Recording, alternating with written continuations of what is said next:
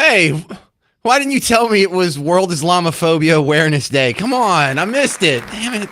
It's the James Show, News Talk 820, 93.3 FM, WBAP. And like, oh, the crazy guy on the radio saying funny things. No, actually, we did miss that, and that's a real thing. This is UN Secretary General Guterres. The world's 2 billion Muslims hail from all corners of the globe, reflecting the vast diversity of humanity itself. Yet, they often face institutional discrimination, socio-economic exclusion, biased immigration policies, and unwarranted surveillance and profiling. These worrying trends are fueled by anti-Muslim rhetoric and outright hate, which can lead to harassment and violence against individuals and places of worship.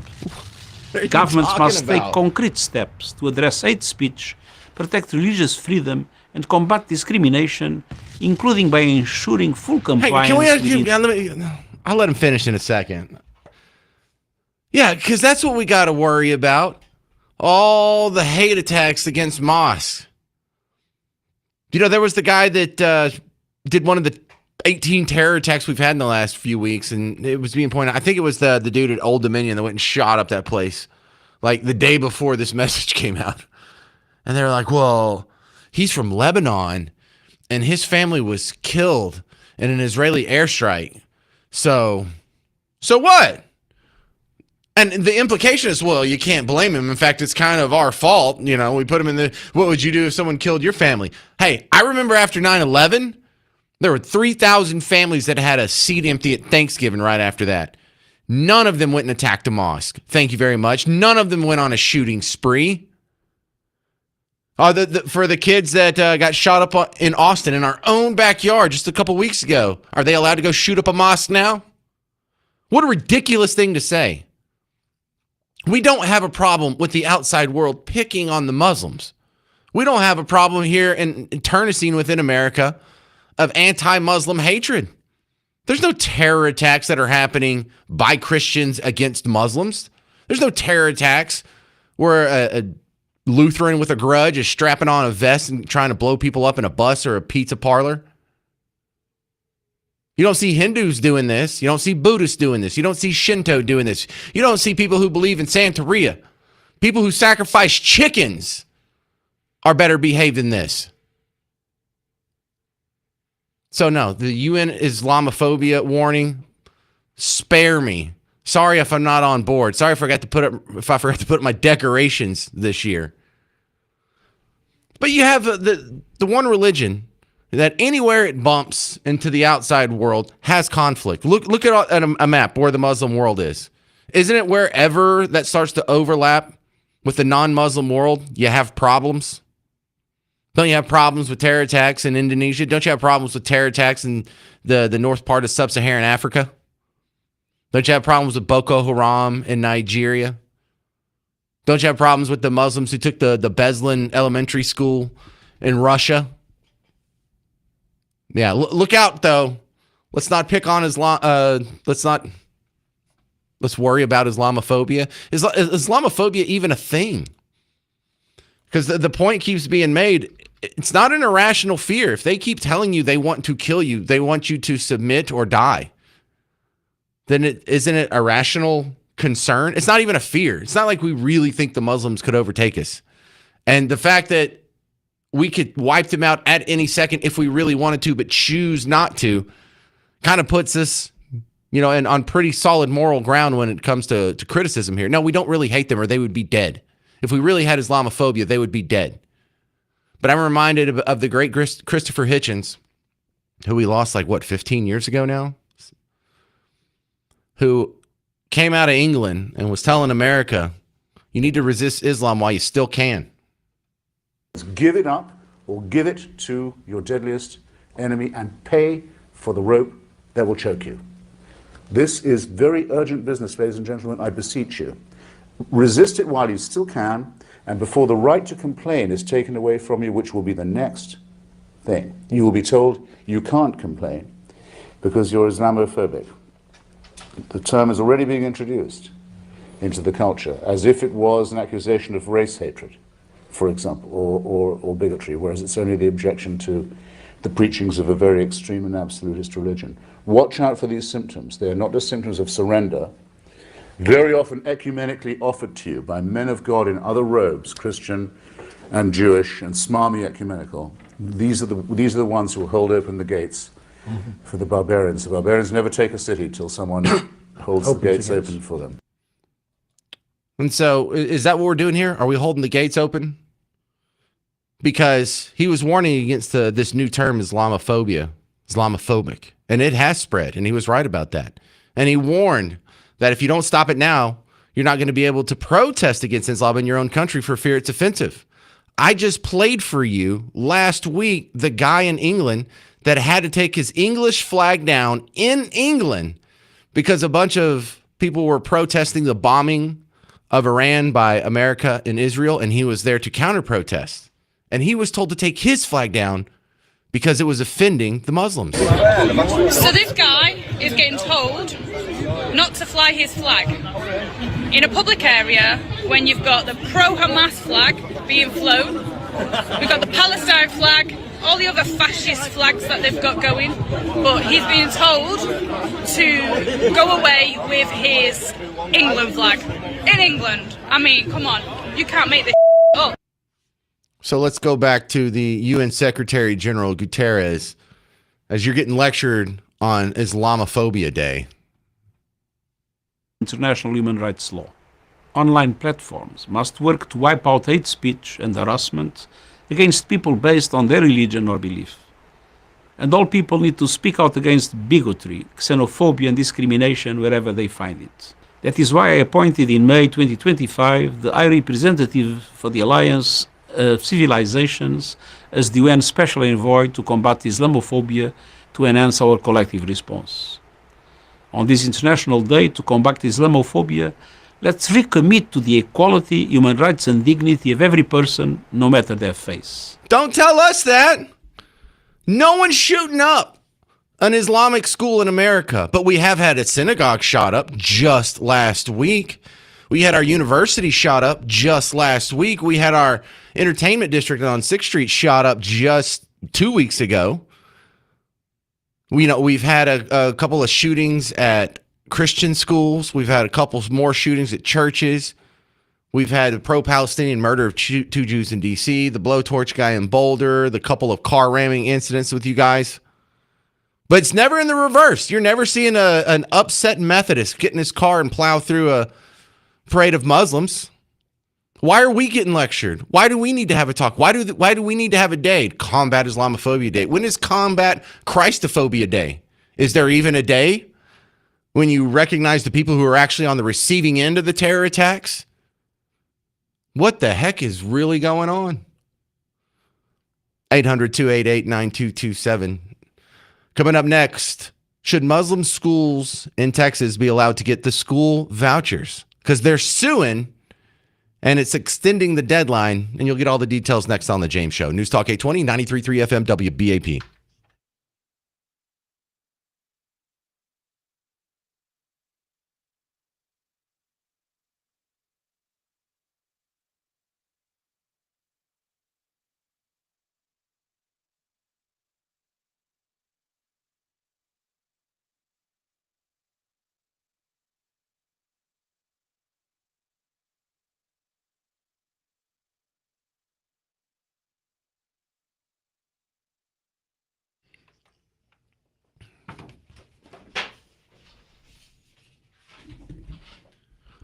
Hey, homeowners, James Parker here for Rhino Shield. You've been hearing me talk about Rhino Shield for a while now, and I've kind of got your interest going, and you're looking at redoing your house, or maybe you're building a new house, and you're thinking, maybe I should try this Rhino Shield. If you want to see what it looks like, though, go follow them. They have a lot of good examples on Facebook, Instagram, YouTube.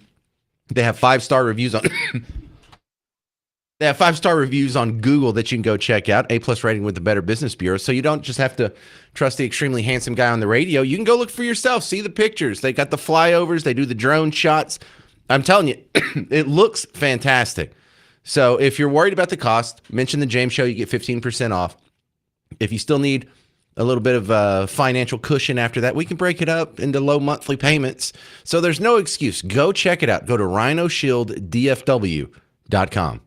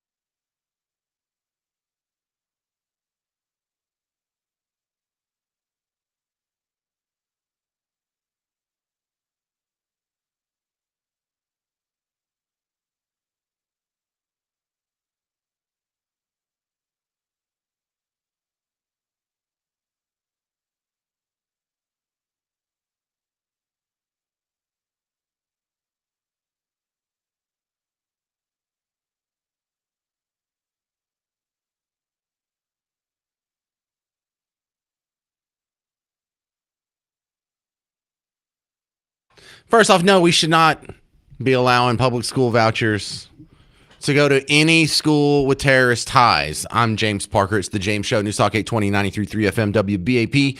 Your home for Markley, Van Camp, and Robbins.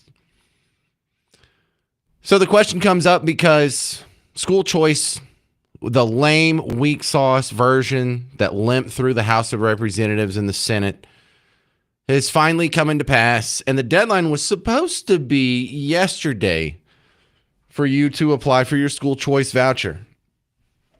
However, some of the Muslim schools in Texas shared notes, and they noticed that not one of them was approved to be on the receiving end of these school vouchers. And so they said, well, we got ourselves a discrimination lawsuit. They have sued the state of Texas, claiming religious discrimination. A judge has ordered the extension of the school choice deadline. WFAA has the report. Should be closed, but it's not. What are we talking about? Families can still enroll in Texas's new school voucher program. A deadline was pushed back a few weeks after a federal judge stepped in. Our Natalie Haddad is live for us in the newsroom this morning to kind of explain why it was extended. Good morning, Natalie. Good morning to you. Now, a federal judge extended the Texas school voucher deadline after lawsuits over the program excluding Islamic schools were filed. The deadline to apply for Texas Education Freedom Accounts, the state school voucher program, was originally March 16th. But on March 1st, 2 weeks prior, a Houston parent sued the state over the exclusion of Islamic schools. On March 11th, just a couple days ago, 3 more parents and 3 Islamic schools filed a similar lawsuit. And so just yesterday, a federal judge extended the application deadline to March 31st. A lot of back and forth there, but stay with me. The lawsuits claim state leaders discriminated against Islamic schools by excluding them from the voucher program. With this federal order, those schools now have a chance to apply to accept voucher program students. The state can still defend the program as is in court, but for now, families have 2 more weeks to apply. Dia? Now, Natalie, this fight has been ongoing. Can you tell us what happens next? Yes. So the families who filed the lawsuit face an uphill battle, most likely. Texas Attorney General Ken Paxton says the acting state comptroller who oversees the voucher program can exclude schools tied to foreign terrorist organizations, including the group CARE, which Governor Abbott accuses of being terrorist linked. Earlier this year, WFAA asked the acting comptroller directly about religious schools being left out of vouchers. And Dia, you spoke to him specifically, and I want to play what he said. Are non-Christian schools being blocked from this program? Absolutely not. Yeah, it was that quick. He said absolutely not, but that's exactly what we're seeing right now. So Islamic schools can now apply for voucher students, as we mentioned, but the state may still decide not to allow them to accept voucher students. So we'll just have to see how this plays out in the coming days, Matt. All right, I would like to start with the ongoing caveat here in this discussion. I don't think we should have public schools, so I think there's a flaw in the voucher system to begin with. However, I do think the voucher system is better than not having any school choice whatsoever. However, this voucher system is so small, it's ridiculous. It's not even going to help much. It just brings up legit criticisms like this. Maybe there is religious discrimination going on. Who says that's bad? Who says that's bad if you're from the group, you're from the ideology that constantly is committing terror attacks, consistently committing terror attacks? At some point, aren't you a terrorist organization, a terrorist-linked organization? It's like, well, James, by that metric, pretty much every Muslim institution and maybe even mosque and school has some sort of ties or connection to terrorism. Yeah, maybe we shouldn't be teaching them then. Maybe we shouldn't be giving them our money. Because I think the easy way for you to see is some people will say, well, you can't pick and choose. Either you give it to everybody or nobody. All right, what if it was a Nazi school? Should we give them vouchers? Well, of course not. Okay. So you're okay with denying people the school choice vouchers based on a hateful ideology. Me and you just classify a hateful ideology a little bit different, don't we? VJ in Salina. You're on News Talk 820, 93.3 FM WBAP. Yeah, hi. How are y'all doing? Great. So basically, when it comes to religion in schools, we're all being taught in school that, separate church from state, and it shouldn't matter which religion. Religion should not even be taught in schools. It should be freedom of religion. That's the First Amendment. So when it comes to this, it just feels like, the whole freedom of religion thing goes into effect both ways, not just one religion or the other. I just feel like, for them to do the whole Epic City thing is totally, not fair. and like to your point, it's just hypocritical. So school choice should be there, but being a Christian nation, I really feel like all religions should be respected, but at the same time respect what is dominant. That's basically what freedom of religion should be. Okay, but do you have do you have a problem with the school vouchers going to Muslim schools? Yes, I do. What about going to Jewish schools? No. What about Christian No schools? issues with that. No issues with that either. What about Hindu schools? No issues with that either. What about atheist schools? No issues with that. So it really just sounds like you're segregating one religion out for discrimination where the other ones get a pass. Now, can you answer for that? The reason has got to be the way that they've been not assimilating and not being able to help, assimilate, and that's because they spread hate. Yeah, I would say all the terror attacks kind of play into that too. All the female genital mutilation and the beating your wife and the raping people and the sawing off heads and putting it online like it's something cool to be celebrated. And, throwing bombs in front of the New York City mayor's house a couple weeks ago, shooting up Austin on 6th Street just 2 weeks ago. Yeah, I think we have a couple of good reasons to be skeptical of that in our society. Just, I'm glad you had the stones to say it in public. Yeah, I do. All right, well done. Call it out the way it is. Thank you. Appreciate it, VJ. And, I was making the case, if you heard earlier today, when I was on from 9 to 11, that Antifa now has multiple jurisdictions and cases, so it's not just a one-off, where they have been convicted of terror offenses. Nine people linked to Antifa just got the gavel swung on them last week here in Texas. That's a terrorist organization. Should that be funded in our schools? Should that be allowed in our schools? I think not. I think Texas is on the right path here. If you are supporting terrorism or if you have links to terror groups, you should not be getting a dime of taxpayer money. So if anybody out there saying anything nice about Antifa in their official curriculum, they should be run out of town. If you see a teacher with Antifa in her bios, like the girl in Fort Worth, you should raise a stink and she should be fired. She's a terrorist supporter. Any Antifa supporter now is terror adjacent. Oh, I like this. This is a good standard. We should just enforce it across the board and not just against the Muslims. How about all the other people that are doing terror attacks right now? How you like that? 800-288-9227. 800-288-9227. Coming up next, you're going to see who they do think are terrorists. Of course, it's you. I'm James Parker. It's News Talk 820, 93.3 FM, WBAP.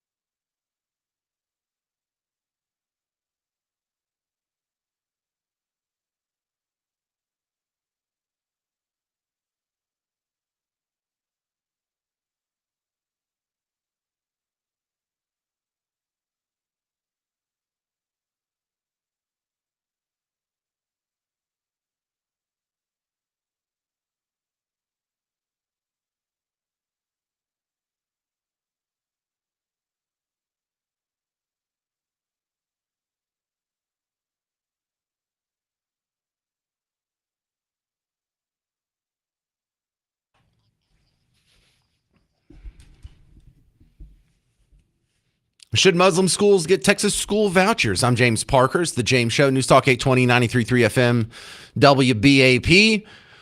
And the government says, the comptroller said that he turned them all down because they have connections to terrorist organizations, CARE, Muslim Brotherhood, things of that like. And it's interesting to see how the left is going to bat for these people.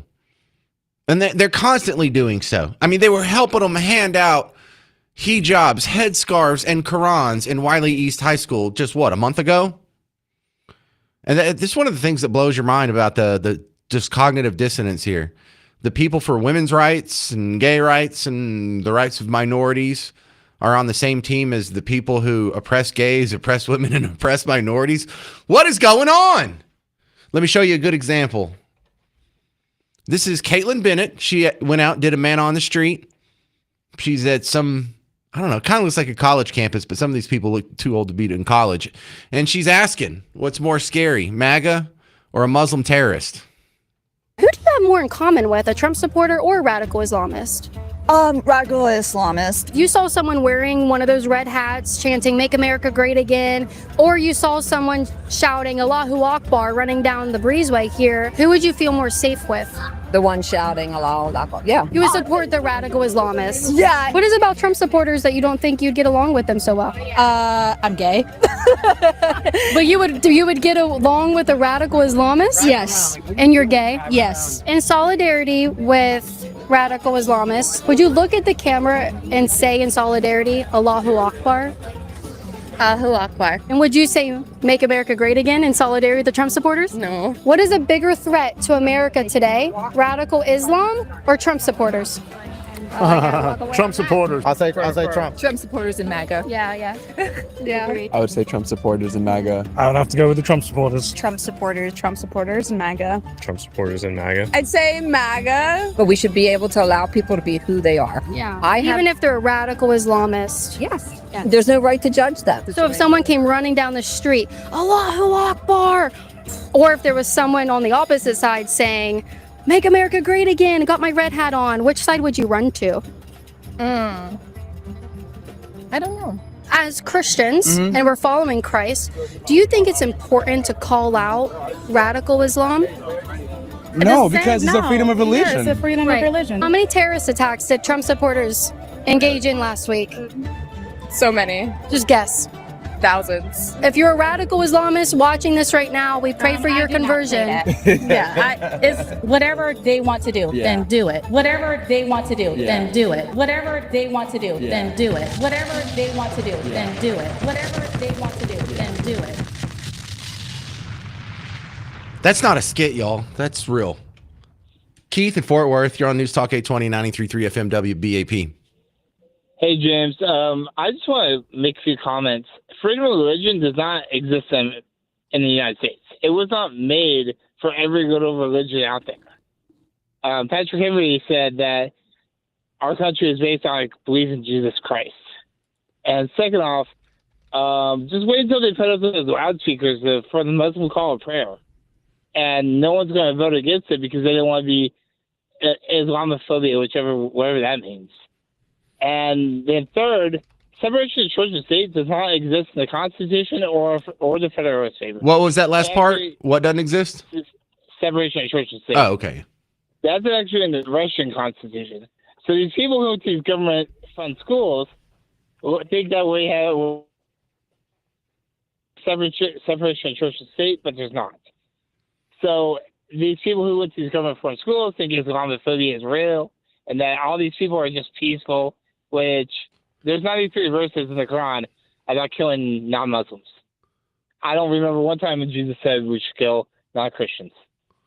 Yeah, so, I mean, there's a lot of times when God said, kill all the Canaanites, kill all their women and children, even their goats and sheep and whatnot. But, Keith, we do have freedom of religion, but religion doesn't cloak you with immunity if you're also part of a terrorist group. So if you're part of a group that's continually committing terror attacks, you don't get to say, well, that's my religion, and you get away with it. So this isn't picking on Muslims. This isn't picking on Islam. I mean, no one wants to do something about Dave Chappelle. He's a Muslim, right? Ice Cube's a Muslim. No one's trying to kick him out. Casey Kasem was a Muslim your entire life. He's not bothering anybody. We're talking about the ones who aren't assimilating. We're talking about the ones who still make their wives and daughters cover up, the ones who follow Sharia law. And the reason why that's a problem, the reason why Epic City is a problem is because, if you reverse the races, it would be quite obvious what's happening here. This is exactly what we did to the Native Americans. We came here in massive numbers, more than they could take. We did not assimilate. We did not adopt the new religion. We brought our old religion from the old world with us. We set up little enclaves and little communities where we continued our own culture, and then it just spread from there. We're being colonized is what this is. This isn't a freedom of religion issue. Freedom of religion doesn't mean another culture and another group of people gets to come in and colonize us right in front of our face and we can't say anything about it. And Keith, I mean, I think that our two ideas kind of square with each other. I just don't like the way you said the Constitution doesn't give you a freedom of religion. I mean, it does. I just had to add my own but to that. Well, with all the Muslims with the schools, just remember this: 9/11. Sure. Just those guys. Everyone thought they were great Americans, or their neighbors said, "Oh, they were great people," and then look what happened. Well, 9/11, nothing. We don't have to go back that far. We could just go to the Michigan synagogue from last week. We go to Old Dominion from last week. There was another Muslim that tried to get into an elementary school in Houston on the same day last week, and he was stopped. Was there potentially a bunch of Texas children that were about to be slaughtered by another angry Muslim last week? I mean, that's a solid maybe. There were the two IEDs inspired by ISIS, the Muslims at the New York City mayor's house. The one that just shot up 6th Street. We don't even have to go back a month before you find enough reason to be questionable bringing more of these people in. 800-288-9227. Should Texas school choice vouchers be allowed in Muslim schools? I'm James Parker. It's News Talk 820, 93.3 FM, WBAP.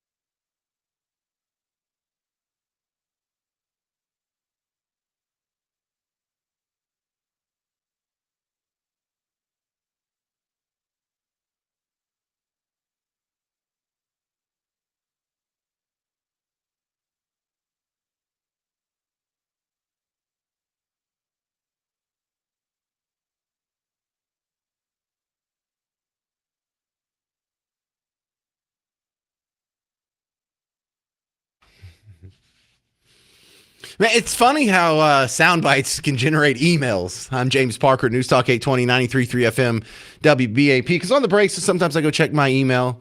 Hey, I wonder what people thought of that. And, some people who are listening at work can easily just open a window, type some thoughts, send it, and get back to whatever they're doing.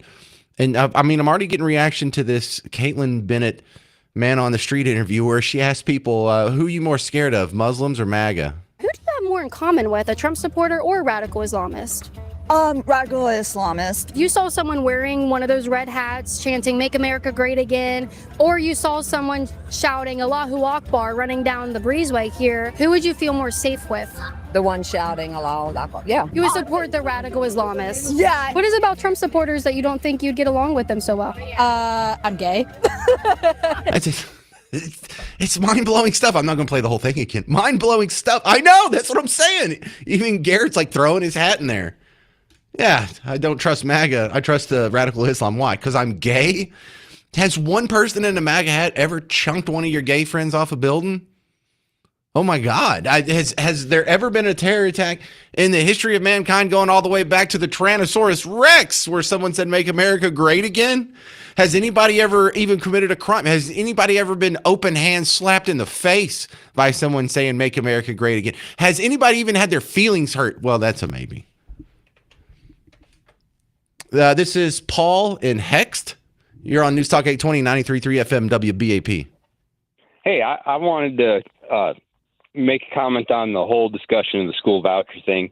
I think school vouchers is such a good program for giving parents choice that if we start picking winners and losers based on belief group, as much as we hate to see Muslims, madrasas or whatever getting monies, if they jump through all the proper hoops, we got to give it to them because we don't want to jeopardize the whole program through, court action by having it be declared discriminatory. Yeah, I hear you. But this version of school choice is only 1% of school-age children actually qualify for this. So we don't even really have school choice. What we do have is enough of a school choice to trigger lawsuits. So we just have the worst of both worlds.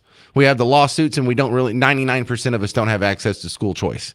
So yeah, this is just terrible. And this is one of the things that we griped about when it was passed last year. Like, if you're going to do this, all you're going to do is get all the lawsuits, and we're not actually going to get school choice. But here's the dirty little secret, Paul. Whether it's Team Red or Team Blue, neither one of them want to get rid of the public school system. And it's kind of a combination of they like the results of it. And the other combo is it is a well of power that these people have. You know how they can come out of a meeting in Austin and they can buy or sell stocks based on who's about to get the new textbook approved. That's a power we're asking them to give up, and they don't give it up without us getting really upset.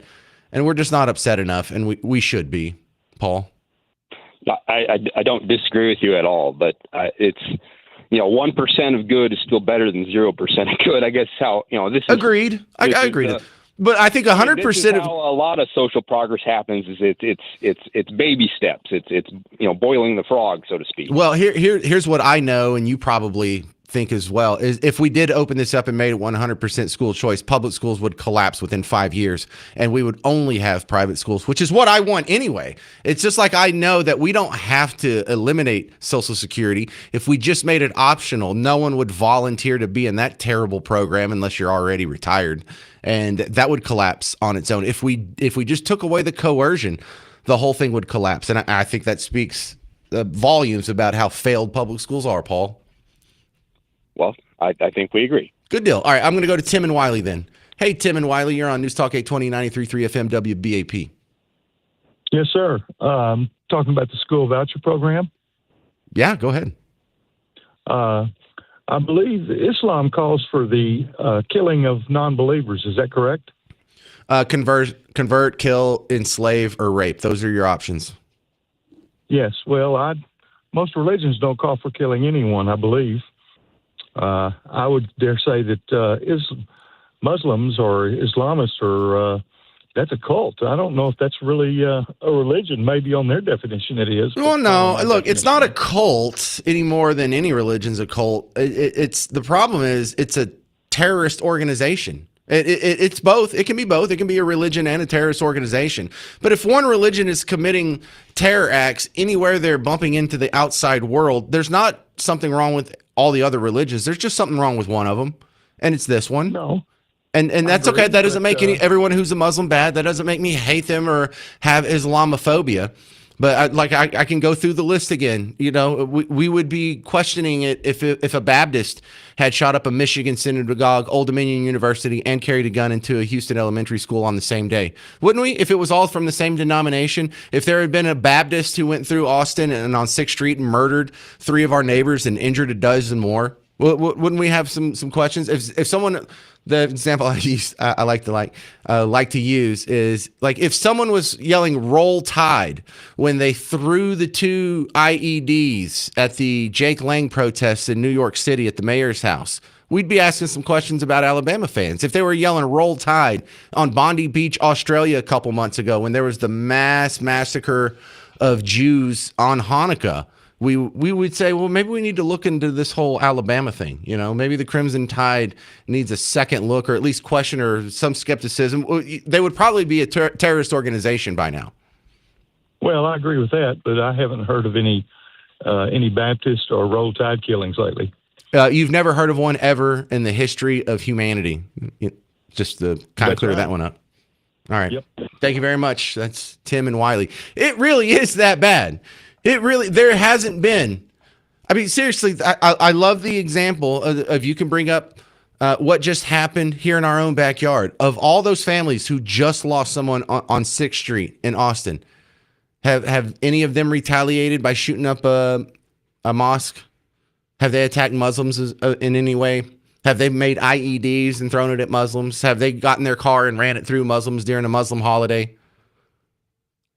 Clearly, one of these kids is doing his own thing. Clearly, one religion is a little more violent than the rest. And clearly, we shouldn't be importing people who are going to maintain that culture. 800-288-9227. 800-288-9227. Am I still going to have a job tomorrow? Am I okay?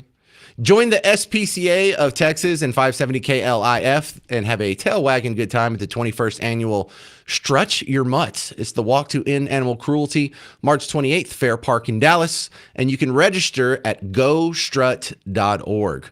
If you want a chance to win a race entry from us, text MUTT to 800-288-9227, MUTT to 800-288-9227. I'm James Parker. This is The James Show on News Talk 820, 93.3 FM, WBAP.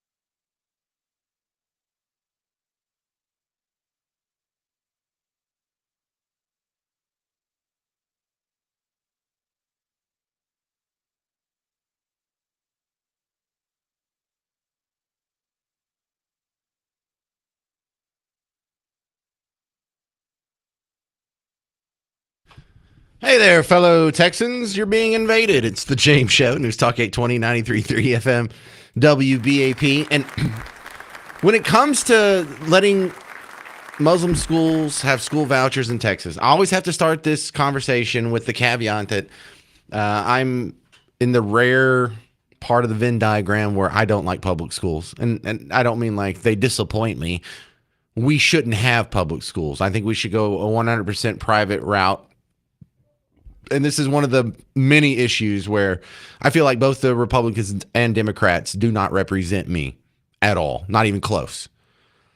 And so when it comes to school vouchers, this is something I'll accept as the lesser of two evils.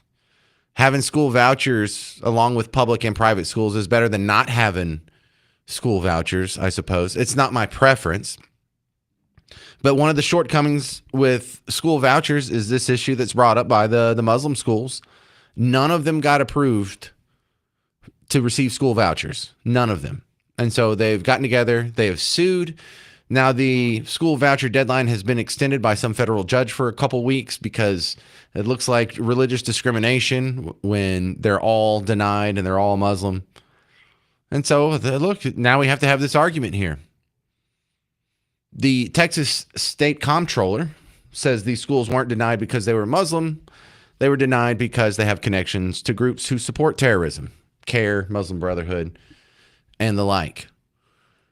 So now we either have to say, all right, well, even if they have an ideology that seeks to destroy America, undermine Western civilization, change our morals and values, we got to be fair. Or we have to say this is an ideology that should not be supported with taxpayer dollars, not just because we don't like them or they're not our preferred religion, it's because they're antithetical to Western civilization. And they keep blowing stuff up and shooting people. Because the question now boils down to how many terror attacks does this group have to commit before it's considered a terrorist organization? Same thing with Antifa. How many terror attacks do they get to commit before they're considered a terrorist organization? Patty, Whitney, you're on News Talk 820, 93.3 FM, WBAP. Well, thank you very much.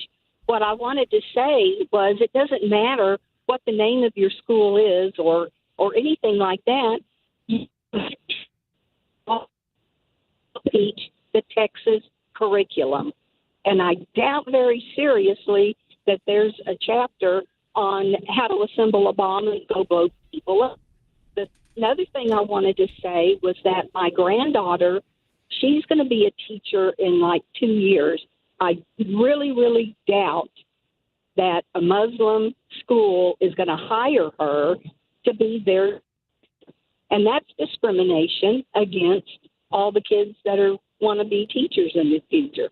And the third thing I wanted to say is that girl that was talking to that other girl earlier, and she was saying that she would rather be with Islam instead of the MAGA because she is a lesbian. Well, how long do you think she's going to be in a Muslim or a Islamic organization with her being a lesbian because they kill them? I mean, that just shows you how ignorant all of these college kids are. I assume she was a college kid. All right, Patty, your phone broke up when you were making your first point. Now I really want to hear it because your second 2 points were good. I was just saying that it doesn't matter what your school, what the sign on your school is. In Texas, they have to teach the Texas curriculum. Wow. And I don't think that there's a chapter on how to make bombs. Right. Well, look, they have to teach the Texas curriculum, sort of. I mean, they have to teach the Texas curriculum, but they can also teach extra things on top of that, like Bible classes and going to chapel and, holy days and things like that. So they could still squeeze the bomb making in there. And for the audio that Patty referenced from Whitney, this is Caitlin Bennett doing a man on the street. Who do you have more in common with, a Trump supporter or a radical Islamist? Radical Islamist. You saw someone wearing one of those red hats chanting "Make America Great Again," or you saw someone shouting "Allahu Akbar" running down the breezeway here, who would you feel more safe with? The one shouting Allahu Akbar. Yeah. You would support the radical Islamists. Yeah. What is it about Trump supporters that you don't think you'd get along with them so well? I'm gay. But you would get along with the radical Islamists? Yes. And you're gay? Yes. So that's what Patty was referencing. Thanks for calling in down in Whitney, Patty. You're welcome. Thank you. Bobby Brownwood, you're next up on News Talk 820 93.3 FM WBAP. Yes, sir. Hello. I haven't done my homework on this, but from what I know about Mecca and Medina, the fact that Christians can't go there, right, I would venture to say that the Muslim schools are not going to let Christians, LGBT, and a number of people, because of discrimination, into those schools. I wouldn't be surprised to find that also, and that would be a very good reason not to have them in the school voucher program. You know, I'm kind of split on that. I think they should have the right to do that if they want. They shouldn't get our tax money though. But I also feel that way about Catholic schools and really every school. So I mean, I don't really treat the Muslims that differently if I get my preferred way of the educational system, and that would be 100% private. But a Christian can go to a Catholic school and vice versa. Well, Catholics are Christian. I mean, a Baptist or whatever type school it is. Oh, you mean a non-Catholic can go to a Catholic school?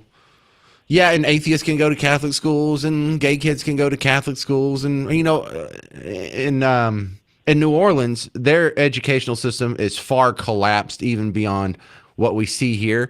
And everybody goes to private school.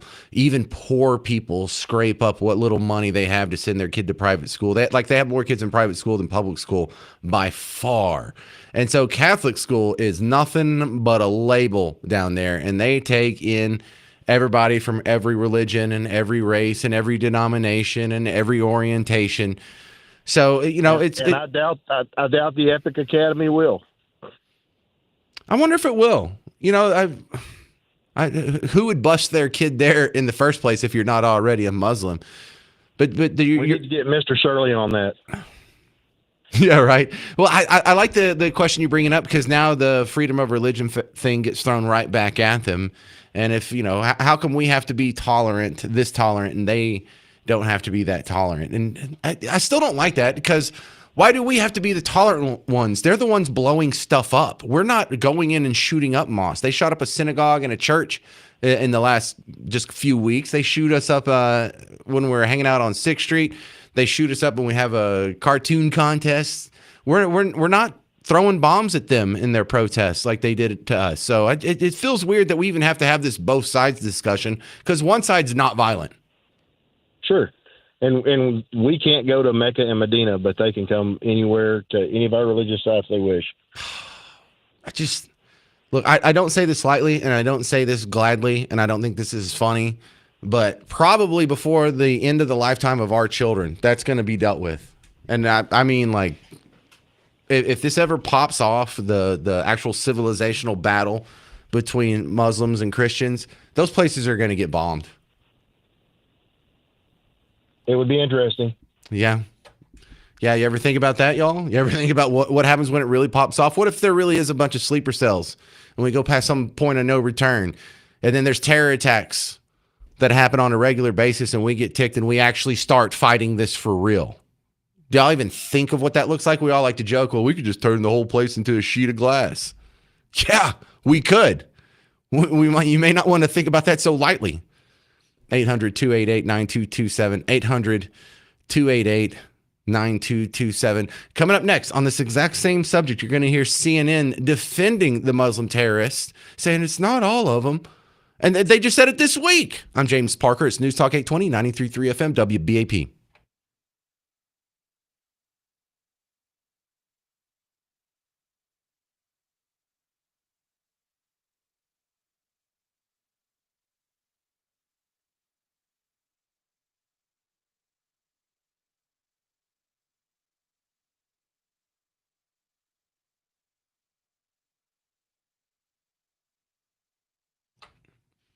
Hey, sports fans, James Parker here for the Prize Picks app. Now, if you follow your team, if you're a good, loyal fan, I don't care if it's for the Mavericks or the Stars, or if you're a transplant and you like to keep up with your hometown team, Prize Picks has you covered, and you can take that advanced knowledge that you have of your team, take your fandom, and make it pay off for you. Download Prize Picks, and you make a lineup of 2 to 6 players. You go through, you look at stats, you pick more or less on one of those. Boom, that's one square. You make a lineup of 2 to 6 players. You can win up to 2,000 times your money with Prize Picks. And they do all kinds of promos. They have a max discount square for some of your best players where you only need like 0.5 points and you can pick more on that. You can mix and match sports. You can follow other players. You can copy off other people's picks that they share on social media. You can stack the same player 3 times in the same lineup. You can get early payouts. So download Prize Picks, use promo code WBAP, get $50 in lineups with your first $5 lineup. Download Prize Picks, use promo code WBAP, and take advantage of $50 in lineups with your first $5 lineup. Prize Picks, it's good to be right.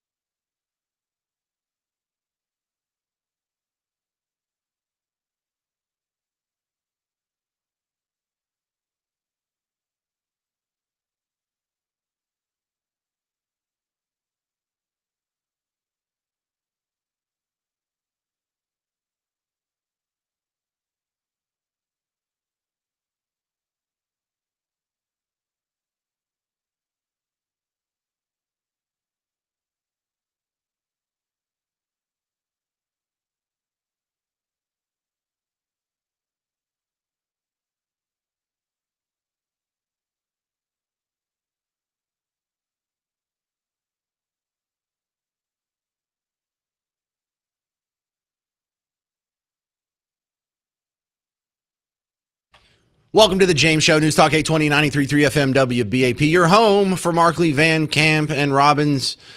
They really crank through the story count, and they show you a lot that you won't hear in the rest of the mainstream media. So as the Texas school voucher, the school choice deadline got extended by a federal judge because there's a lawsuit from the Muslim schools that say, hey, that's not fair. We didn't get approved for any of them. Well, maybe you should stop shooting us for 5 seconds. If you want to get more favorable treatment, if you're concerned about Islamophobia, maybe stop blowing stuff up, catching things on fire, burning Jews alive in Boulder, Colorado, or shooting them when they come out of a museum in D.C., or shooting us on 6th Street, or trying to shoot us in our elementary school in Houston, or, Old Dominion University. Maybe just tap the brakes on the mass murder for a second if you're concerned about the mistreatment of your Muslim brothers and sisters. And here we are. Let's just go back a couple days ago. Abby Phillips defending Muslims after the terror attack. Like, it's not all Muslims here. Come on now. I can't speak for Mike Johnson, but I would say we've had 2 terrorist attacks here in the last 10 days. What does that have to do with Muslims? So can we condemn those? Why are we? Of course. What does that have to do with Muslims? What does that have to do with Muslims? There is a radical strain of Islam that's led to these terrorist attacks. Obviously, the vast majority of Muslims are people with terroristic ideologies here and all around the world.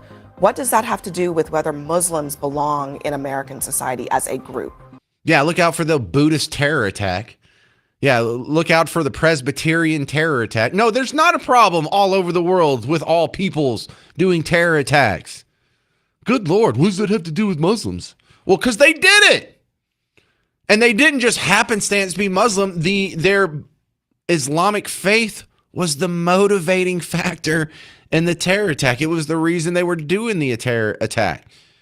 It's like you have a Christian plumber. He didn't fix your toilet because he's a Christian.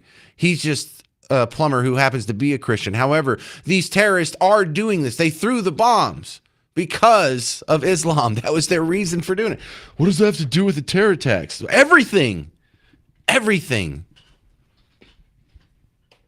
Kevin Keller, you're on News Talk 820, 93.3 FM WBAP. Okay, how you doing, man? Hey, I've got 2 things real quick. One is that whole the stereotypical thing is that we have a homeowner's warning. I called out, someone had come out and fix. I couldn't understand their language. They sent me someone named Muhammad something, and my wife refused to let them come to our house, and so we canceled. But the second thing, I've been reading Senator John Kennedy's How to Test Negative for Stupid, and he's got a whole section in his book about education in this country. And hang on a second. Senator Kennedy has a book called How to Test Negative for Stupid. Yeah. I didn't even know that existed until just now. That's hilarious. Okay, go ahead. It's a great book. Hey, it's a great book. You should read it. He's got a lot of humor, But anyway, I mean, it shows his history. But he's got a whole section, which I read this morning, about education, primarily Louisiana, but how it's affected federally. And it's how screwed up our system is. And so just listening to the show today on the way home, I'm going, this just takes another step. Our system's screwed up. Our educational system is so backwards, and we've got to fix it.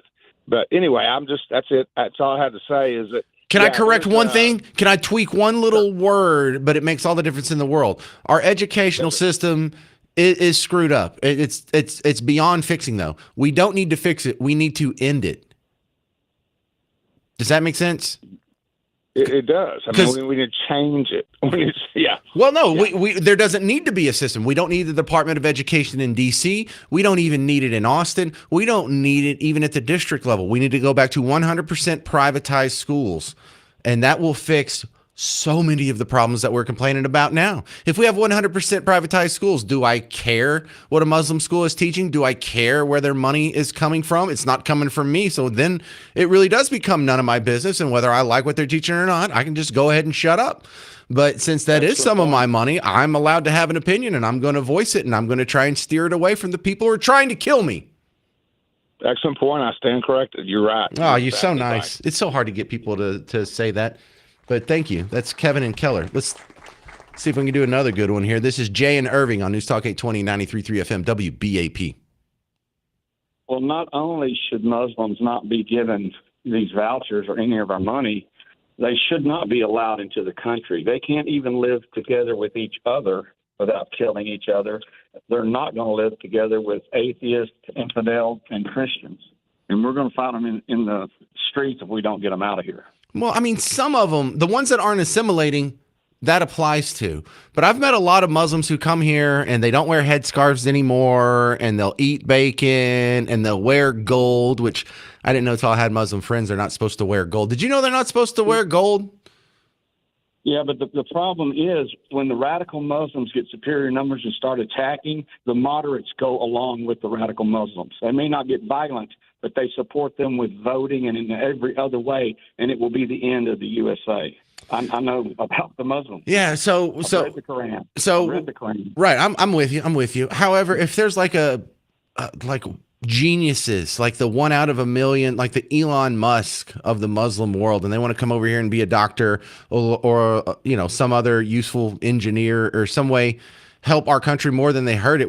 I think we have to let some of them in, but we are letting in way too many. And these people that are clogging up the Costco and Frisco, they're not all the geniuses here doing engineering feats that we can't do on our own. Clearly, the system's being abused. Are you still there, brother? Yeah, I'm still here. I'm sorry. I just talk a lot. It only takes one with a bomb strapped to them to walk into your child's school or the mall where you and your wife and your children are shopping, and it only takes one of them to blow you away. Right. And that's who they are. They all have to go. If you can't understand that, that's well, like what about Dave Chappelle? Does he need to go? He's a Muslim.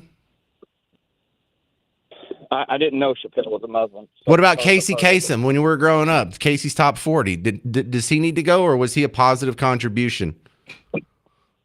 I think all of them need to go because it only takes one to get radicalized. I disagree on all of them, but I think a good test, and I know this sounds flippant, but just hold up a piece of bacon, be like, eat this. And if they're willing, I don't know. It sounds stupid. I don't have the answers for it, but yeah. And I can't tell Jay and Irving he's wrong. He's right. It does just take one to blow up a school. 800-288-9227, 800-288-9227. Chris Cuomo got drug on his show for trying to make some false equivalency between left and right violence, politically speaking. You'll hear it next on The James Show. News Talk 820, 93.3 FM, WBAP.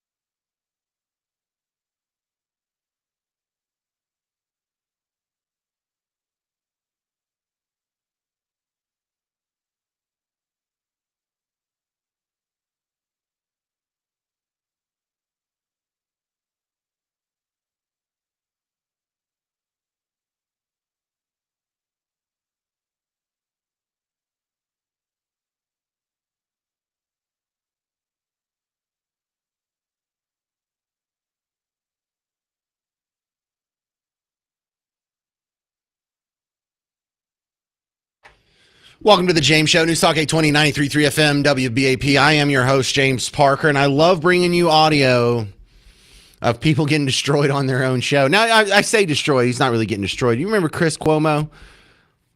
Yeah, the Cuomo brother who wasn't mayor or governor. He was on CNN, and he pretended to have COVID and quarantine for a couple weeks. Remember all that? Now, I think he's on Newsmax or something. But he was doing this real annoying thing that's the both sides argument. And it's kind of frustrating because you're trying to have a serious conversation and somehow they're not allowed to think that any group of people is better or worse than the other. It's the old Evan Sate unified field theory of liberalism where, well, you can bring up all the Muslim terror attacks, but, you know, it's pretty bad on both sides. Well, no, it's not. Well, you can bring up the violence that happens at left-wing protests, but, you know, the right wing has its own problems too. No, that's not true at all. So here is Chris Cuomo. Some guy called in. His name's John. This is all I know about him. But he did not let him get away with that. And he used his own personal experience in dealing with these people. John, what's your question? Chris, I just had a follow-up to last night. You seemed miffed by one of your guests saying that Biden arced up the temperature, and I agree with you that he personally didn't do it, but I was a police officer for 26 years, and I've never seen violence in any right-wing protest as bad as I've seen in the left. And all the way up to George Floyd, it's been horrible. Like when you hear that, let's say the Proud Boys are coming to town. We're like, oh, okay, we got to walk for a long time. You hear J Block or Antifa's coming, and you know you're in for it. And I've never seen violence and things done to police officers as nasty and as vile as from the left. I don't disagree with what you're saying because you lived it, not me. And I've certainly seen horrible things in protests that I've been standing in and covering. I'm not disputing that. But again, my problem wasn't with that. It was just leaving out the other half. How can you leave out MAGA and the demagoguery of what this president has been about in a conversation about how things have gotten to where they are? I mean, to me, it's like that's like cognitive dissonance. These statements, there's no doubt about it, but it doesn't seem to enrage people the way it does on the left. So whatever Trump's doing, it really agitates the people on the left, but it doesn't agitate the people in the middle or the far right enough to do what the left is doing. And I think that's where the disconnect is in the way people are thinking. Maybe. You're looking at one side and saying, yeah, and some of the things he says I don't agree with and they're cringy, but it doesn't cause people to come to the streets. And so we have the same disconnect happens with Antifa. You know, Antifa is like, hey, we're fighting the fascists. You're the ones committing all the violence. The people you're fighting against, Antifa, aren't the ones that are shooting up ICE facilities or attacking law enforcement officers or firebombing Tesla dealerships or, you know, just looting a Foot Locker. Same thing with BLM. Black Lives Matter. Who are you fighting against? Is anyone saying Black Lives don't matter? Like when the NFL puts end racism in the end zone. Who's the pro-racism crowd you're pushing back against? Is there anybody who disagrees with that? Is there anybody who's like, hey, we need more racism? Like, I'm not trying to be like a jokester here, but does anybody believe that? I mean, anybody believe that? And so that sort of dovetails with a couple other sound bites. If you're just joining us, I'll play a short version of this. Caitlin Bennett did a man on the street asking what's who do you align more with, Muslim terrorists or MAGA? Who do you have more in common with, a Trump supporter or a radical Islamist? Radical Islamist. You saw someone wearing one of those red hats chanting "Make America Great Again," or you saw someone shouting "Allahu Akbar" running down the breezeway here. Who would you feel more safe with? The one shouting Allahu Akbar. Yeah. You would support the radical Islamists. Yeah. What is it about Trump supporters that you don't think you'd get along with them so well? I'm gay. Yeah, we'll just leave it right there. Yes, I'm playing that again. Every time I play it, I get messages. People are like, where did you find that? Who is that? Who is she talking to? I don't know who she's talking to. I know who she is, Caitlin Bennett, the one holding the microphone. But I don't know where these people come from. You know, in fact, I'll play this one again for you, Garrett. Abby Phillips defending Muslims after multiple terror attacks. We've had 5 in the last 2 weeks.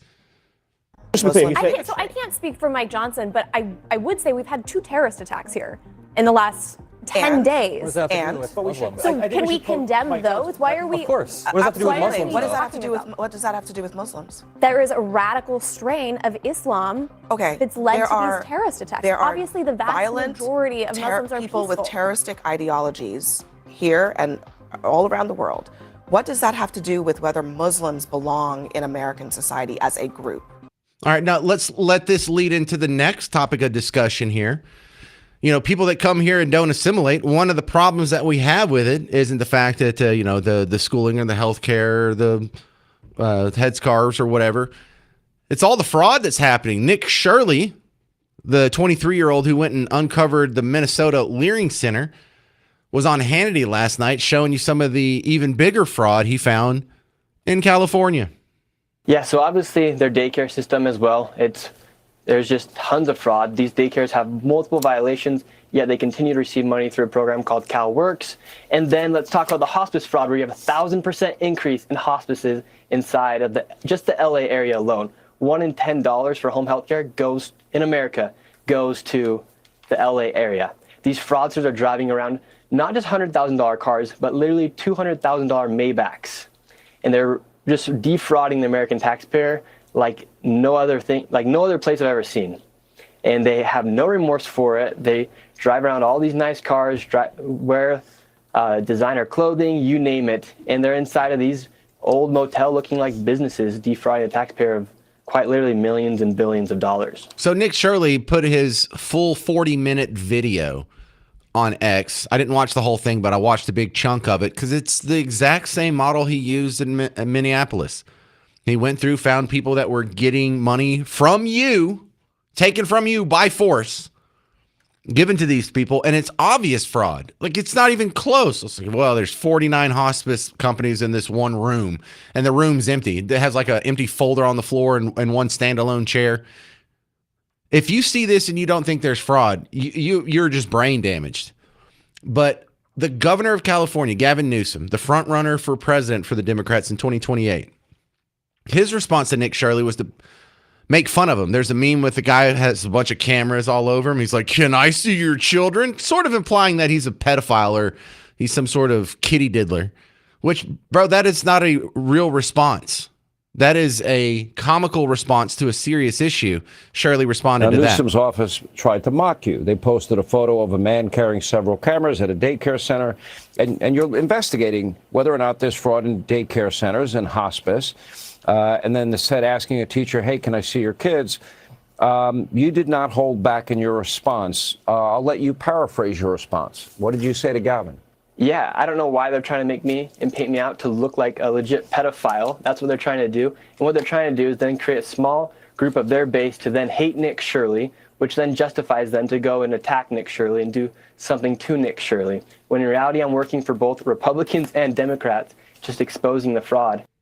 Yeah, you would think that's non-controversial. Exposing fraud is now political gamesmanship. Good Lord.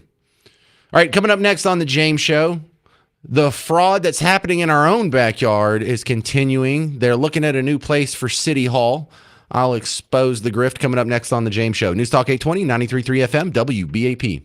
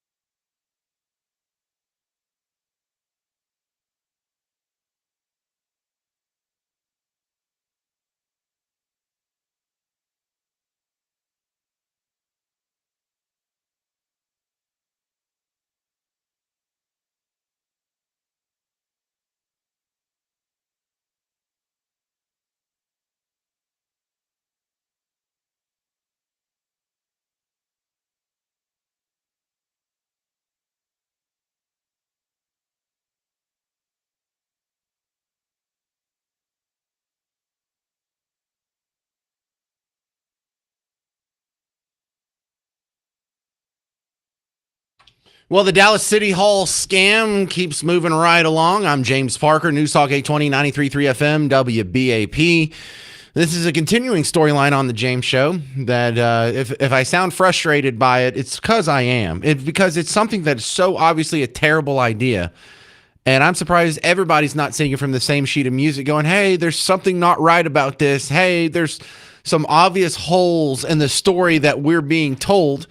And here we are again. This is the update from WFAA here. They're looking for new places for City Hall.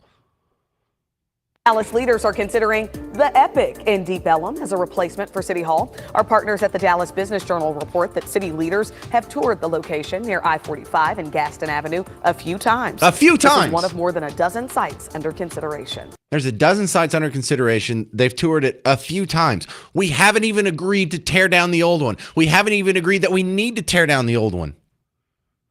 These guys, they already have a plan. There's already a plan. They're not telling us. They're hiding it from us. They're pretending like, well, we're just doing what the report tells us. There's obvious conflicts of interest because the people who did the report could stand to benefit from this new plan going forward. That hasn't been resolved. It seems like half of the council is in on the plan. The other half has no idea what's going on, and they're not in the loop. More so, they won't come on the show. I don't know what's going on with that.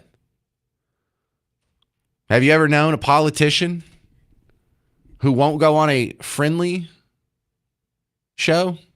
That's weird. But they had another tour last week looking for another City Hall. We now know at least one location officials are considering to replace Dallas City Hall. According to our partners at the Dallas Business Journal, officials have toured Bryan Tower, a 40-story skyscraper about a mile from the current location. The current building's future is still unclear. After last week's contentious meeting, the City Council directed a financial committee to explore other options. Bryan Tower is even older than City Hall. None of this makes sense. None of this makes sense. You can tell when you're being lied to. You don't have to know what the truth is. You don't have to know what the scam is. You don't have to know what the magician did under the table. But you know there's a scam going on. Just like I don't know that the election in 2020 was stolen. I just know through all of American history and since then, no election has stopped counting on election night. And jeepers, we can't give you an answer for a few days. And then while they're like, jeepers, we can't give you an answer, all of a sudden all these ballots show up. And all of the states that stopped counting flipped. The odds of that just being a happenstance, a coin flip, is more than 1 in 2 million. So I don't know how they did it or what they did or the ins and outs. I don't even have to prove it. But you know there's something untoward going on with both the 2020 election and City Hall, just based on logic, just based on observing what they are admitting to your face. Because if you didn't know, if they're not telling you, I'll tell you. In 2018, they commissioned a big study. It took them 2 years. A report was released in 2020 that said City Hall needed $39 million worth of repairs to be up to snuff. They've actually completed about half of that since then. And this new report saying it's going to cost $1 billion in order to maintain City Hall. This is a new fabrication that seemed to be born to justify a process that was already in the works. This is not identifying a problem. This is inventing a problem. So they have an excuse to demolish City Hall and hand it over to some developer, probably for a stadium, is what the scuttlebutt is saying. But it just keeps scooting along. Why have y'all looked at this place several times? Why do y'all have a list of 12 that you narrowed it down to? We haven't even agreed to tear down the old one. They're acting like it's a done deal. Why? Because they know it's a done deal. And this skit, this AI bit that Dallas and Fuego made of city manager Kim Tolbert, now this isn't her actual voice. Dallas and Fuego did an AI parody of her, but this is only hilarious because it's so true. Again, she didn't really say this, but there's a video, an AI video that looks like she says it. It has the watermark on it and whatnot. But listen to this because it's pretty damn true. Howdy, Dallas. I'm DeQuina Dallas, Kimberly Beiser Tolbert. There's been a lot of speculation around this rushed process to sell City Hall, and I'm here to set the record straight. Last September, I was approached by some Dallas bigwigs who own and develop the property around City Hall, who were interested in building a new arena for the Mavericks. I thought this would be a great opportunity to revitalize downtown Dallas and to make myself look really good. So I worked behind the scenes with a certain council member who is really cozy with these developers to get the ball rolling and push this onto the council agenda. I also made sure to secure a majority of other council members who have previously been useful in pushing my agendas to vote in favor of this effort. Together, we directed our friends at AECOM and CBRE to produce an assessment of City Hall that would cost so much money, the thought of staying in the building would be untenable. I grossly miscalculated that the public would actually pay attention to this and start calling me out on my bull, but I'm not about to let a little public opinion get in the way. We kept pushing the narrative on behalf of the developers that City Hall is an old and dangerous place to work, and that the only solution is to vacate the building as soon as possible. No, we haven't been totally transparent in this process. You see, downtown Dallas stakeholders don't want the Mavs to leave downtown Dallas for obvious reasons. And since they're more important than anything Dallas residents say, we have to keep them happy. So we have to keep up the ruse that repairing the building is financially untenable. Once we're out of the building, we will make a deal to sell the land to one of these developers. Granted, the city has a horrible track record when it comes to buying and selling real estate. So we will most definitely make a bad deal and cost the taxpayers hundreds of millions of dollars. When all is said and done, the Mavs will get their offer to build their new arena downtown, and it'll be a take it or leave it proposition. Valley View in North Dallas might make more sense for the Mavs, but frankly, I don't give a shit. You want to play ball with Dallas? You got to take what you're given. Don't like it? Go to Frisco, go to Irving, go to Las Vegas for all I care. I'm the queen, and what I say goes. Oh, and for those of you who keep showing up to speak at City Hall, stop wasting your time. I've had this deal in the bag from the beginning, and there ain't a darn thing you can do about it. All right, now that's good because it's 100% true. He didn't even have to add punchlines. He just had to tell the story. Coming up next, you're going to hear a very saucy Rand Paul give Markwayne Mullins the business in his Senate confirmation hearing on being the new Homeland Security Secretary. I'm James Parker. It's News Talk 820, 93.3 FM, WBAP.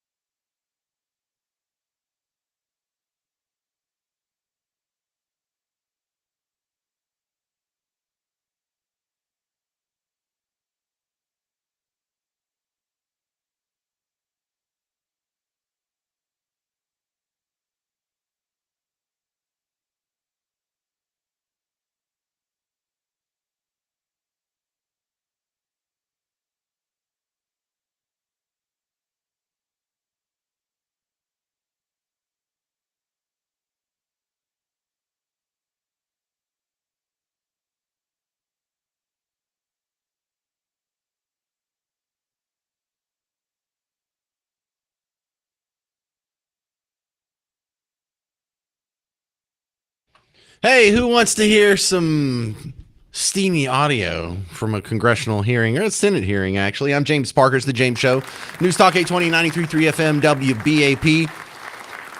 I try and tailor the headlines and the content of this show to stuff that affects you the most. I'm going to fail you on this one because this doesn't affect you at all. It's just a delicious piece of audio here. The new nominee to be the Secretary for the Department of Homeland Security. It's a cabinet official, so it has to go through the Senate, get Senate approval.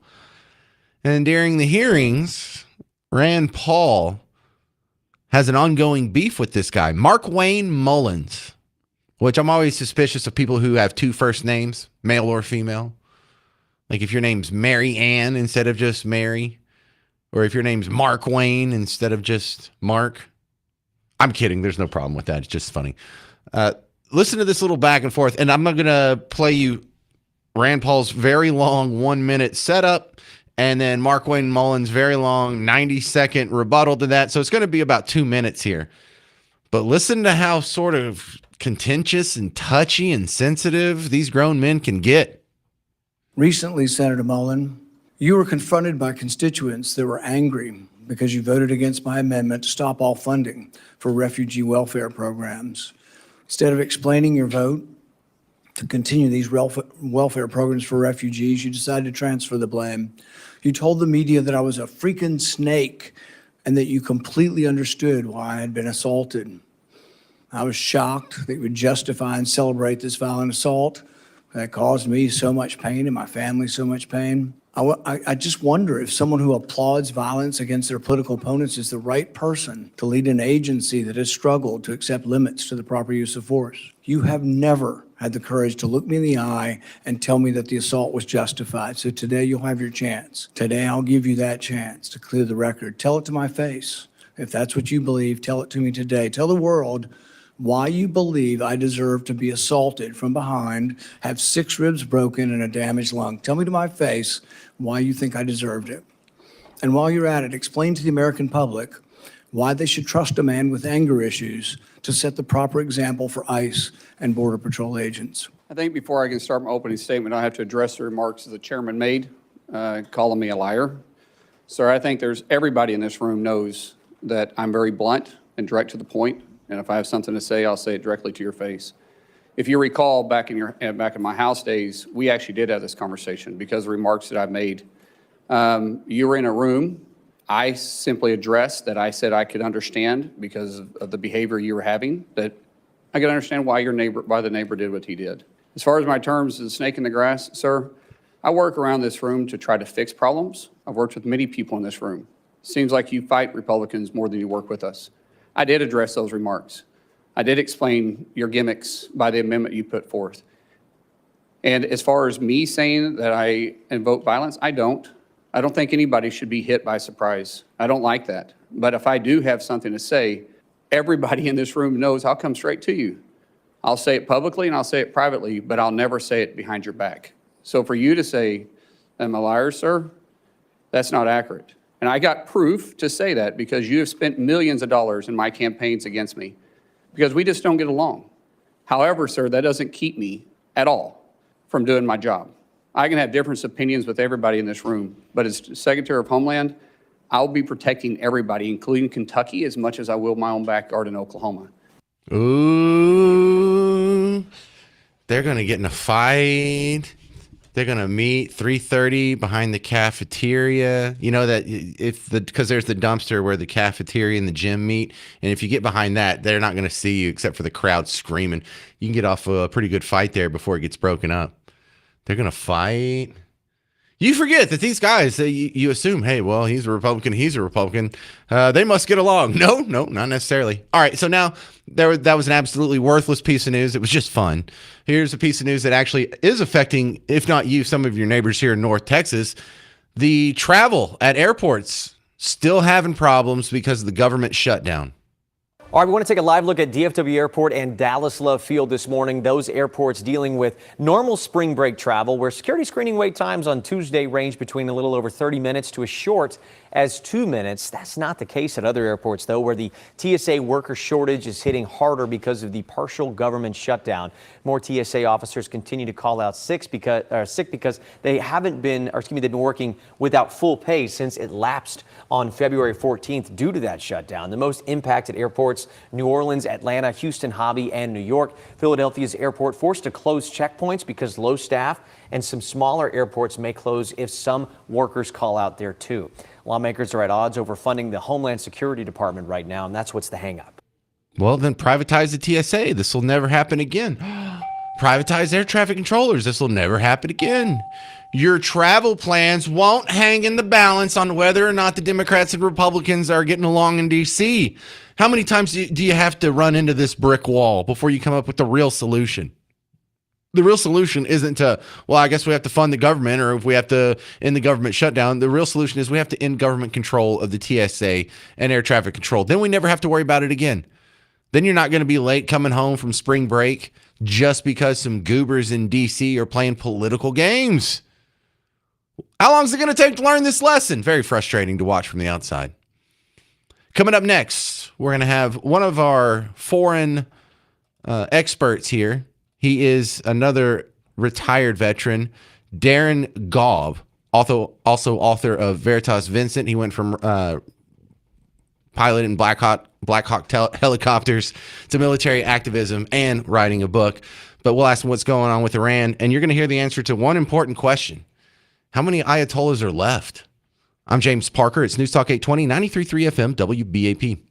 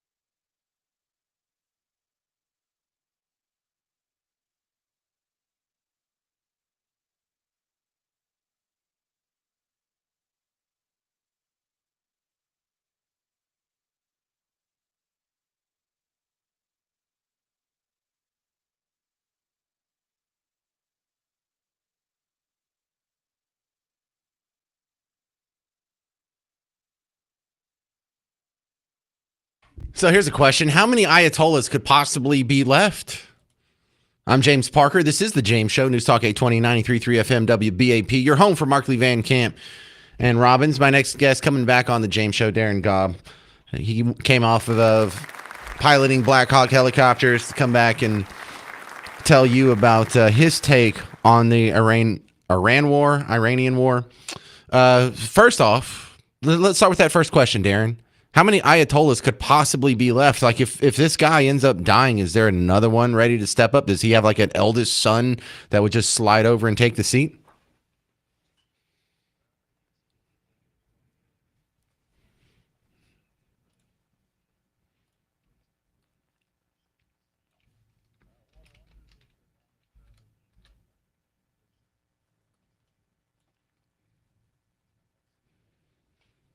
Well, what do you think about the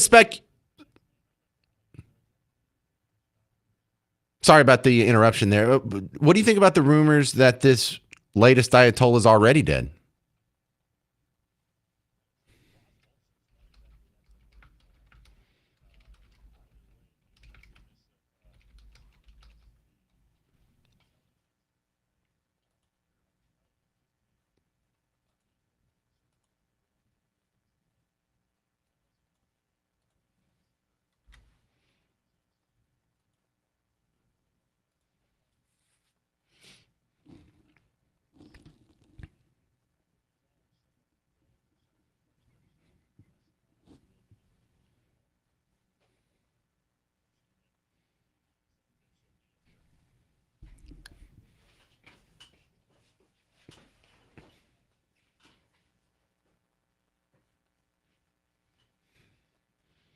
Well, I've always been amused by the guys that send other people to their deaths, but they ended up dying of natural causes. Like Yasser Arafat, he never put on a suicide vest, but he sure did send a lot of other people's sons and daughters out there to do that.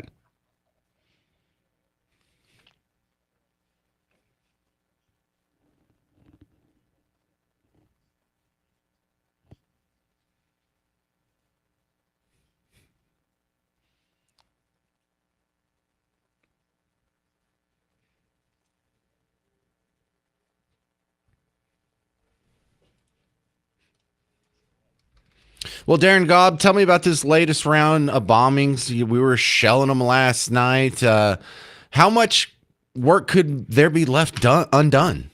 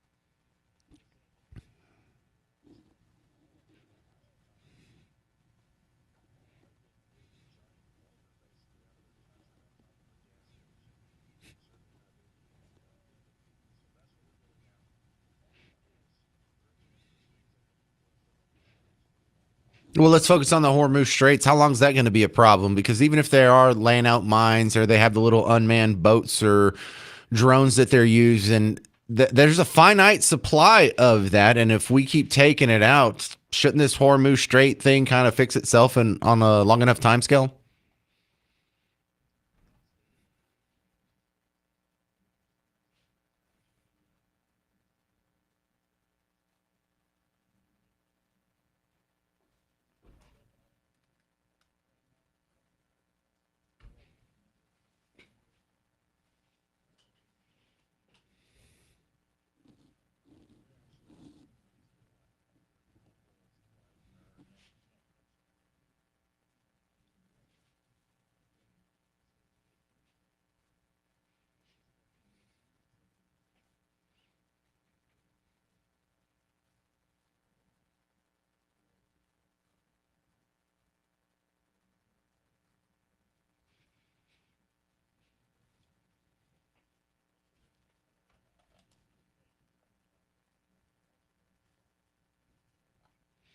We're talking with former Lieutenant Colonel Darren Gobb. He's a retired combat veteran, now author of Veritas Vincent. And look, when one thing I'm missing right now is what's going on in Iran itself.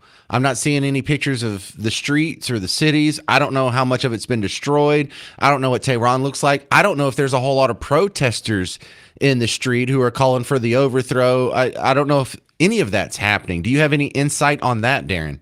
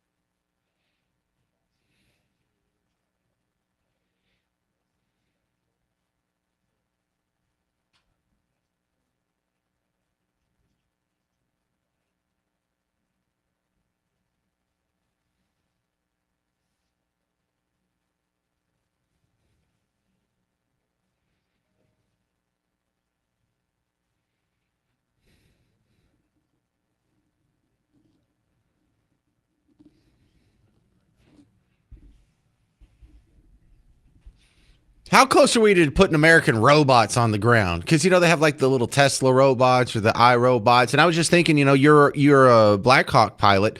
How long before those are just flying by themselves without a human being in them?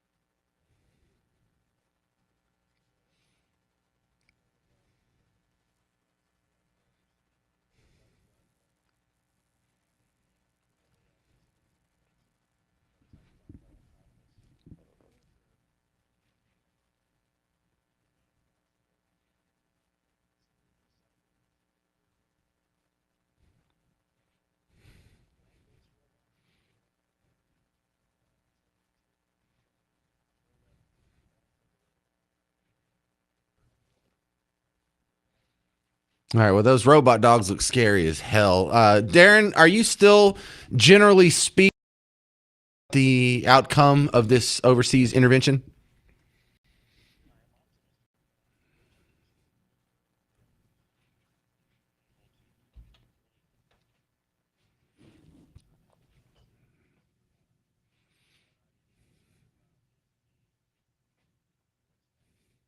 Yeah.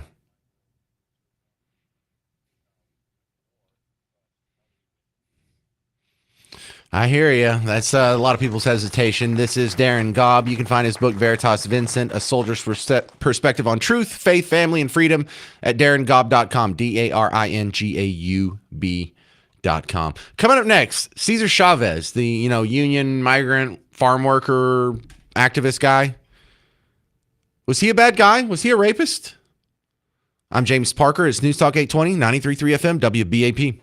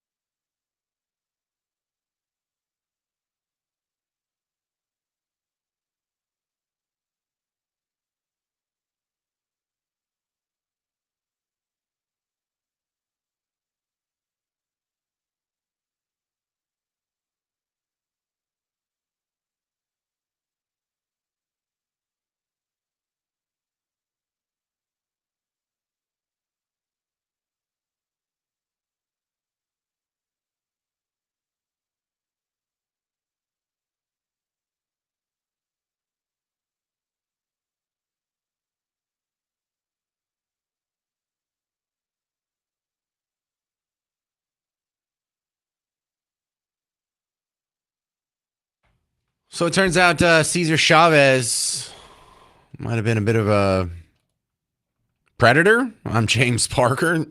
News Talk 820, 93.3 FM, WBAP. I do not delight in bringing you this nastiness. It could have been gone just fine without hearing about this today. This is from ABC 7 up in New York.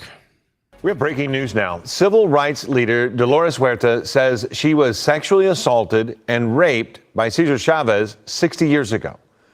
In a statement, she said she never previously discussed this because she was worried about how it would hurt the farm worker movement. However, after a New York Times investigation that just came out says Huerta said she could no longer stay silent. Huerta says the sexual assaults led to 2 pregnancies and 2 children she gave up for adoption. In her statement, Huerta said, in part, quote, "For the last 60 years, I have kept a secret because I believed that exposing the truth would hurt the farm worker movement. I can no longer stay silent and must share my own experiences," end quote. All right, you want to hear something awful? The real story's way worse than that. Just way worse. Way worse. I read the New York Times article. I know, I'm not supposed to do anything New York related. New York City! I know, get a rope. But I read the article. Dude, that's like 20 paragraphs down in the article, the whole Dolores Huerta part. It starts off, the New York Times article, with a 12-year-old walking into his office. She was summoned. She went past the secretary into the office. He shut the door. He locked the door. Actually, I'm sorry. She was 13 when this story was recounted. He was 45 at the time. Took her over to a yoga mat. Did some things I can't describe on the radio. Plus, I don't want to because kids might be in the car. But it's every bit as bad as you think. And it's not a one-off. There's also another girl that was talked about in this exact same article. Miss Rojas said that she was sexually abused by Cesar Chavez for years. So there were a couple of girls who say that when they were 12 and 13, Cesar Chavez got them alone, took advantage, and completed. It was more than just heavy petting. You don't have to read the article. You know what I'm talking about. It's gross. I don't even like to think about it. But then the article gets down to this other woman that was quoted there, Dolores Huerta. Apparently, she's a known activist as well. She says she was raped by him twice. Now, one of them sounds like a sure enough rape. The other one sounds like she said he pressured her heavily while they were in a motel during one of their 1,000-mile marches or whatever. But she also ended up staying right next to him in his vicinity, working with him in the movement. Not only did she not go tell the cops or tell anybody about it, she ended up marrying his brother. So that's weird. So I am, I'm not being dismissive there of the fact that he raped her a couple times and she had pregnancies that she had to terminate or give up for adoption. But I'm more worried about the kids. How did the kids stuff get overlooked in the TV article? Because I heard about the sexual assaults. I'm like, well, that's pretty bad. But I don't know. In the land of Me Too, is this a for real Harvey Weinstein situation or is this a fantasy Brett Kavanaugh situation where there's no corroborating evidence? There's not the full story. We don't know when, where, how it happened. There's no witnesses. You didn't tell anybody about it. No, they go through this one and they've done the follow-up confirmation interviews with people that these girls have confided in over the last few decades that confirm that, like, yeah, after this happened, she came to us. Also in the New York Times article, this is really gross. There's a letter that one of the girls wrote to him a year after the abuse started. In January 1974, when Rojas was 13, she wrote him a letter. And if you read it now, knowing what you know, throw up. Makes you just want to barf all over the place. So, yeah, it turns out this guy that you were told is a great fellow who did great things. He may have been a guy who did great things and accomplished a lot for the Latino community or workers' rights or farmers' rights or whatever the heck his cause was. But behind closed doors, this was not a good guy. If all this is true, if half of this is true, gross. What the hell's going on? You know, there's a lot of this stuff that gets swept under the rug. And it kind of makes you wonder what's getting swept under the rug now. Who is the Cesar Chavez right now that's getting away with it? Can we stop this? I don't want to have to hear about this, about whoever we like now, 20 years from now, 30 years from now. People are going to come out. Are we going to have stories like that about Charlie Kirk or something? So now we're in a weird situation to where it looks like this is true. It looks like it's been backed up, corroborated. And I mean, this guy's not going after, you know, this isn't an adultery situation. This is a pedophile situation. And this is a serial predator on children situation, which brings up two questions. Number one, can you believe all these people stayed silent this long because their movement, their cause, their politics was more important than the exploitation and abuse of 12, 13, 14, 15-year-old girls? The hell's wrong with you people? If you are holding a secret on behalf of somebody else just because they are part of your movement or part of your crowd, or you think that wouldn't be good for, I don't know, your politics, your political party, your church, your ideology, your gun club, or your whatever it is, just say it anyway. Be braver than these people. That really bothers me. People have really elevated their politics into their religion, haven't they? Because for me, I don't care what you did. You're abusing 12, 13-year-old girls? Oh, I'm turning you in. Don't come confide in me and act like I'm going to let it go. So now the second part is, do we have to go change the names of all these streets now? Because there's Cesar Chavez Street all over the place in America. There's one, not two, there's one walking distance from here. Do we have to go change the name of this street? This is a really gross thing. How many guys are doing this? How many guys are getting away with this? I don't get it. I really don't get it. That's something that I thought we all agree, that abusing children is something horrific, especially sexually. It's not like he's, you know, just telling them mean things. Oh, you're fat. No, he's sexually abusing kids. We sweep that under the rug for politics in America? I really thought we were better than that. So now I'm not just disappointed in Cesar Chavez for being a serial predator. I'm really disappointed in how politically polarized people can become. And it makes them willing to sweep such deep evil under the rug for fear that it might hurt your politics. Get a hold of yourself, people. Politics is not that important. It's not more important than the abuse of children. And apparently, that's not a unanimous consent. I'm James Parker. It's News Talk 820, 93.3 FM, WBAP.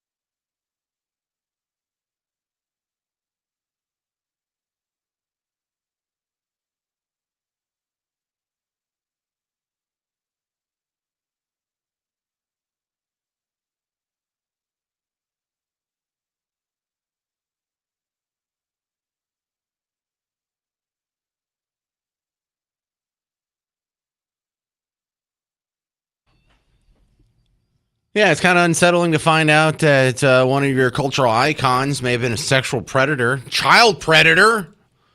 James Parker. It's the James Show. News Talk 820 93.3 FM WBAP, your home for Markley, Van Camp, and Robbins. And if they didn't talk about it today, they're definitely going to talk about this tomorrow. But article from the New York Times, some follow-up work has been done by other outlets, and it's being confirmed over and over and over again. These stories were known in some circles and then hidden for decades. It sounds like for 50 years. But also, the more you read through some of the articles on this, there were Facebook groups that were private where these girls were trying to tell their story and say, hey, can we stop with all the marches? That guy abused me for 5 years in a row when I was a teenager, and it's been covered up over and over and over again. And that bothers me almost as much as the original abuse. There's the willingness for not just a handful of people in his close orbit, but now we're talking about dozens and dozens of people have known about this, and you're not hearing about it until 2026. And that means for so many people, their politics is more important than abused children. That's what bothers you about this. Carol in Carrollton, you're on News Talk 820, 93.3 FM WBAP. Yeah. Well, what I wanted to say was, you're absolutely right. Their politics does overshadow and override whatever else they're thinking. All you have to do, there's a story going around. It's called Epstein. Have you seen anybody have any charges brought against them? Yeah, that's a huge problem too, and that's kind of what bothers us about the Epstein situation too. Is there's got to be a lot of people who know something and they're not saying anything. The one thing. Go ahead, Carol. Yeah, what I was going to say is, and they're all elected officials. They know this because the files are out and they're all in them. That's the problem with it. They're all in them. Well, they're not all in them, but enough of them are in there that I think if we actually got the skinny on who was doing the bad stuff, it would take down people on both sides of the aisle. And if not, Biden would have released it, or Trump would have released it without all this rigmarole and fanfare. But you know, both of the houses of our political parties are going to get burned to the ground if we ever get the truth about this Epstein file. And I don't care. I want it to come out anyway. I don't care about y'all's politics, people. I don't care about your political parties. I don't care about Team Red. I don't care about Team Blue. I don't care about any of that if it's going to get in the way of Cesar Chavez just date raping a blue streak all through the 70s and 80s, or whoever's getting away with what they got away with on Epstein Island. We can't just ask Ghislaine Maxwell right now, name some names. We can't. And the survivors, why aren't they naming names?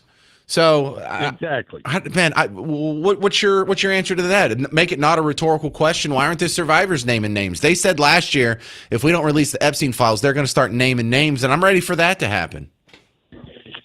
Well, I believe Thomas Massey did name some names, and they put them out there. And still, we have Pam Bondi, who's done nothing. He named names, and he put them out there.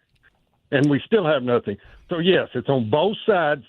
That's what I meant when I said they're all in on it. Yeah. Both sides. It doesn't matter Agreed. which political party. No, we understood it when you said it the first time. We feel you. Thank you very much for sharing. Yeah. That's Carol in Carrollton. All right. Good stuff. All right. Hey, the next Parker's Pours is tomorrow. I am doing a live show from the Omni Fort Worth Hotel. They have the lobby bar called Whiskey and Rye, and I'm going to be set up over by the front windows. I'm going to do a live show from 2 to 5. And then afterwards, we're going to do 2 rounds of trivia, one at 5:30, one at 6:30. And I can have it all wrapped up by 7. I won't take up that much of your time. But I will. We can hang out afterwards if you want to hang out too. So come on out to the Omni Fort Worth Hotel. You don't have to bring anything. There's not a cover charge. Trivia doesn't cost anything. You can come, say hi, take some pictures, judge me based on my appearance. But also just remember the Omni Fort Worth Hotel when you're in downtown Fort Worth and you got a minute to kill or you need to meet somebody, or it's a great place to hang out, because unlike most of the bars where I do remotes or events or meet and greets or whatever, you can actually take your kids to this one. So if maybe some of your kids are out for spring break, my kids were out for spring break last week. I don't know if we have the same calendar and bug tussle as everywhere else, but come on out, say hi, and you can actually bring your kids to this one too. It's right downtown. It's in that cool building with the sharp edges and the cool balconies. It sort of looks like a spaceship when the sun's setting, right across from the Fort Worth Convention Center. And if you don't know where it's at, ask your phone. Your phone knows. But I'm going to be there from about 1 o'clock, 1:30-ish, because I got a lunch before that, until at least 7. The earliest I'm going to leave is 7. It'll probably be a little bit after that. And if you see me talking to other people, don't think it's weird if you just come up and say, hey, I just wanted to say hi. I don't care if you're interrupting. It's the most normal thing in the world. I'm glad if you're going to take the time to come out, you better talk to me and say hi. Because there was a table that was playing trivia last time, and it was these 3 girls. I say girls. They're in their 30s. It was what it looked like. And I didn't know that they even know who the show was. I thought they were just playing trivia because they were at the bar and wanted to have a good time. And when they were leaving, I was like, hey, I have a radio show. You should listen to it sometimes. They're like, we know. So why didn't you say anything? So come on out, say hi. I'm not just saying this. I really am a people person. I'm an extrovert. I love meeting people, and I would love it if you would come out to the Parker's Pours. Now, I understand if you already had something planned and you can't make it, but we're doing this at the Whiskey and Rye every third Thursday of the month. So we'll be doing it again in April. Also, your spring break headquarters is Moody Gardens on Galveston Island. You can take the ropes course, zip line, championship golf, newly renovated hotel. If you want to try and win a trip from us, text the word gardens to 800-288-9227. That'll get you a chance to win tickets and, not just a hotel stay, a round of golf to go with it. For the rest of you, go to moodygardens.org for more information. I'm James Parker. This has been The James Show. Mark Levin's coming up next on News Talk 820 and 93.3 FM, WBAP.